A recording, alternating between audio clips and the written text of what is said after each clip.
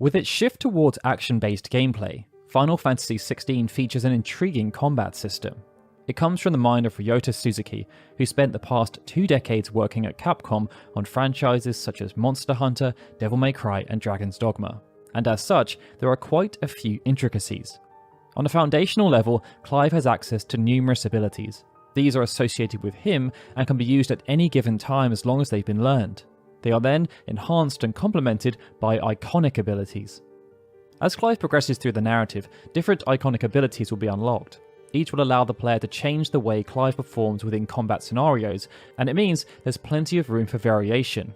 Within this video, we're going to focus on iconic abilities associated with the Phoenix, and throughout, you will find a detailed breakdown of each individual ability, with focus being placed around underlying mechanics, upgrade paths, and of course, combat application. So let's dive into our Final Fantasy XVI Phoenix gameplay guide. Having received the blessing of the Phoenix from Joshua, Clive is granted access to core Phoenix abilities from the beginning of the game. During the game's combat tutorial, which will see Clive square off against Lord Commander Rodney Murdoch, you'll be given basic training on how to use Phoenix Shift and Rising Flames. But what's not shown, at least in the immediate sense, is that Clive will have access to a few more Phoenix-related abilities, and they each have their own clear strengths and weaknesses. The focal point of the Phoenix, though, is Phoenix Shift. This is accessible to the player whenever they have the Phoenix icon ability set selected, and it can be used by pressing the circle button. When Phoenix Shift is applied, an instant teleportation dash will be initiated, closing the distance between Clive and the selected target. By default, no damage-dealing action is associated with the Phoenix Shift, but once the shift is concluded, the player can chain it with either a physical or magical attack. In the case of the former, a physical-based Phoenix Shift will perform a similar function to Lunge, a move that's part of Clive's basic toolkit. Where it differs, however, is that Phoenix Shift works on all enemy types, including those who are flying, and it can also deal more base damage. If an enemy is grounded, there's also the chance to perform a punishing blow when performing a physical-based Phoenix Shift.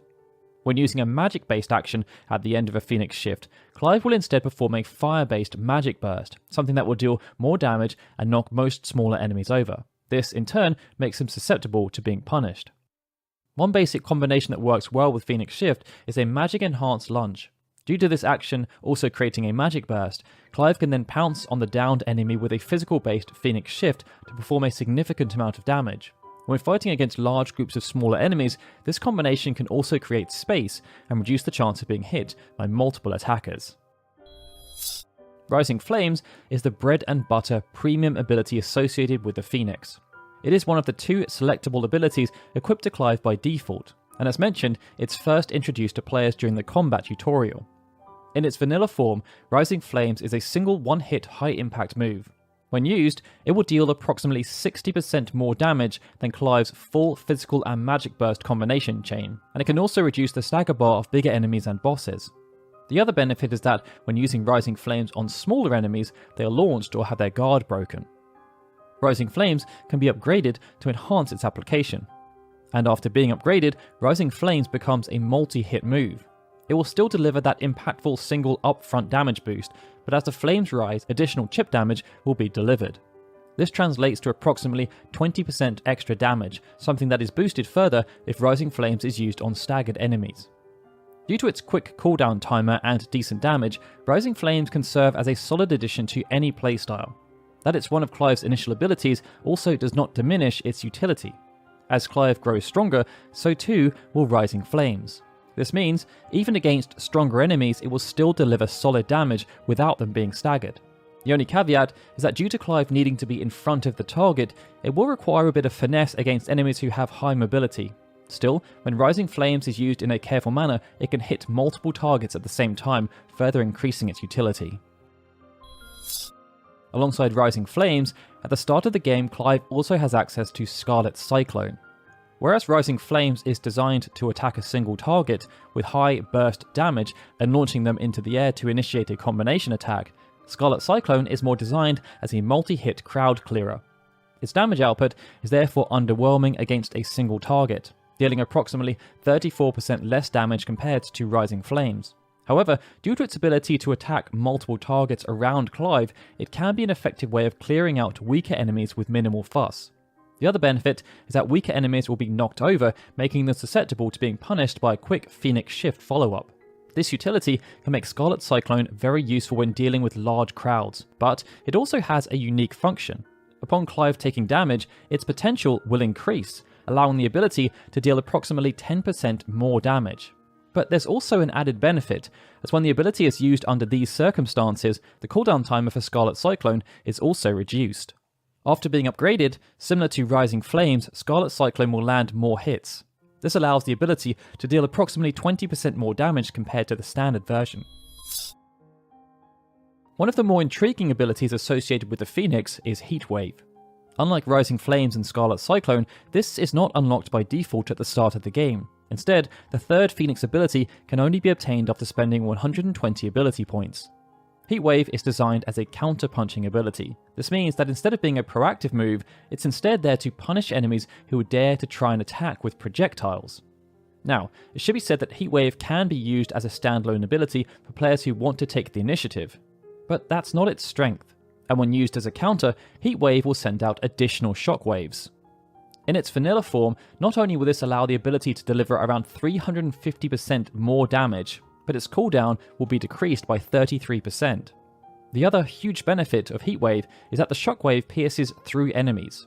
If you're in an encounter where ranged attacks are being fired, using a Heatwave counter can be a quick and effective way to clear out a group as long as they're standing approximately in a straight line. There is also a more advanced application here too, as it's possible to have a subtle influence on the direction of the shockwave by using the left analog stick. After being upgraded, Heatwave will fire more projectiles when used as a counter. This will lead to around 40 to 50% more damage being dealt. Based on this, Heatwave is a recommended part of any playstyle that involves delivering swift counters. It can clear out waves of smaller enemies with relative ease, and it can deal considerable damage to larger enemies and bosses, melting their will gauges. The only downside is that its strength is dependent on fighting against enemies that use projectiles. The ultimate Phoenix ability is Flames of Rebirth. Unlike the other three moves, the acquisition of Flames of Rebirth can be quite costly, as to learn its most basic form requires 1,695 ability points. The default application of Flames of Rebirth is similar to Scarlet Cyclone, as it's an effective move for targeting multiple enemies at the same time. However, the enemies do not have to be in close proximity to Clive, with the area of effect now much, much greater. Its damage output is almost 50% more than that of Scarlet Cyclone, but given the long recast time, it's not that impressive when looking at its output as a pure damage dealing ability. That's because the main use for Flames of Rebirth is its ability to restore Clive's HP. Whenever Clive takes damage, it's possible for him to regain a specific amount. One way would be to use Torgal's heal command, but Flames of Rebirth can be used to restore this regain chunk instantly. After being upgraded, Flames of Rebirth gains a second phase. But even though the animation is impressive, the damage output of the ability does not increase to reflect this. Instead, the initial phase does less damage, with more emphasis being placed on the second phase. This makes Flames of Rebirth an interesting situational ability. When squaring off against a tough enemy, it can be used as a quick way of restoring health without needing to use potions, and against smaller groups of enemies, it can be a quick way of clearing a crowd. Its perhaps unorthodox third application comes when an enemy is staggered. Due to Flames of Rebirth landing so many hits, especially after being upgraded, it can increase the combo meter in quite an effective manner. However, this is very much a tertiary application.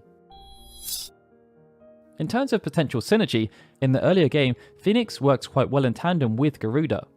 After launching an enemy into the air using any of the available means, Clive can use Phoenix Shift to close the distance. At the beginning, the most effective way of launching and dealing damage would be Rising Flames. From here, there are numerous options, but one of them is to use Wicked Wheel to launch the enemy further into the air and continue the combination. Once more icons are unlocked and abilities start to become mastered, Phoenix becomes a bit more situational. However, it continues to be very effective when squaring off against multiple enemies, as Clive can shift to enemies that have been downed to deliver punishing blows. But with that, we've come to the end of our Phoenix gameplay guide. Hopefully you found the breakdown of the abilities and potential applications useful. If you did, then liking the video and sharing it around would be much appreciated. We would also be very interested to hear your thoughts about Phoenix. Are there any particular situations where you feel the abilities shine, and what synergies have you started to find out? Let us know in the comments below. If you haven't already, we'd also recommend subscribing to Final Fantasy Union. This is planned as the first of a suite of Final Fantasy XVI gameplay guides we're going to be producing, and we've also got a ton of other Final Fantasy XVI related content planned that we hope will enrich your playing and watching experience. Alright everyone, with that, this is Daryl signing out. As always, I'd like to give a big thank you to all of our Patreon and YouTube membership supporters, especially Benjamin Snow, The Livestream, Elsa Claire Farron, Galson Dikujata, Gregory, Justin Dent, and Zukan TDK, who are super special Onion Knight supporters. And of course, a big thank you to everyone for watching this video. I'll see you all again soon for more Final Fantasy goodness.